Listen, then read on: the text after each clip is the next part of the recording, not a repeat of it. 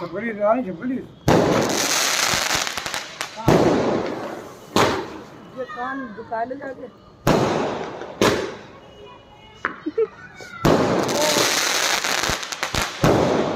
रुमाल निकालो रुमाल ऊपर डालो तो डर क्यों रहे हो